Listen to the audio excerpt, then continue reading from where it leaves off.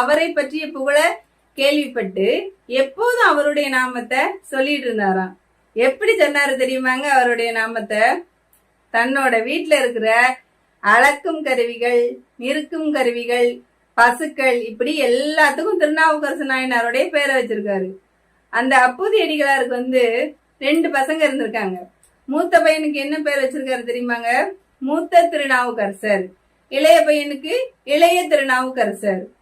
இப்படி அவர் என்ன செஞ்சாலும் அவர் வாயில திருநாவுக்கரசு திருநாவுக்கரசு திருநாவுக்கரசு அப்படிங்கிற பேர் மட்டும்தான் வரணும் அப்படின்னு நினைச்சிருக்காரு. அதனால அவர் என்ன பண்ணிருக்காருன்னா, நல்லா சாலைகள்லாம் அமைச்சிருக்காரு, பெரிய பெரிய குளங்களை வெட்டியிருக்காரு, தண்ணீர் பந்தல் வச்சிருக்காரு. அதுக்கெல்லாம் என்ன பேர் வச்சாரு தெரியுமா? திருநாவுக்கரசு தண்ணீர் பந்தல், திருநாவுக்கரசு சாலைகள். இப்படி எதை எடுத்தாலும் சரி அதுக்கெல்லாம் திருநாவுக்கரசு அப்படின்னு பெயர் வச்சிருக்காரு. அப்படி அவர் பெயர் வச்சதுனால எப்போதும் அவரும் திருநாவுக்கரசு திருநாவுக்கரசுங்க நாமத்தை உச்சரிக்கலாம்.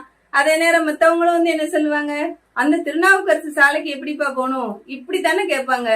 அதனால அவங்களுக்கும் அந்த புண்ணியம் சேரணும், நமக்கும் வரணும் அப்படிங்கிறதுக்காக தன்னுடைய பேரை அவர் எழுதல.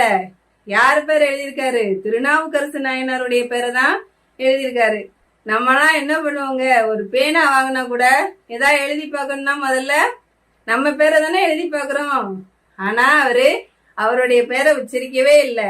எப்பொழுதுமே திருநாவுக்கரசு நாயனாருடைய நாமத்தை உச்சரிச்சு அதன் மூலமா எல்லா மக்களுக்கும் தொண்டுகளை செஞ்சுட்டு வந்திருக்காரு.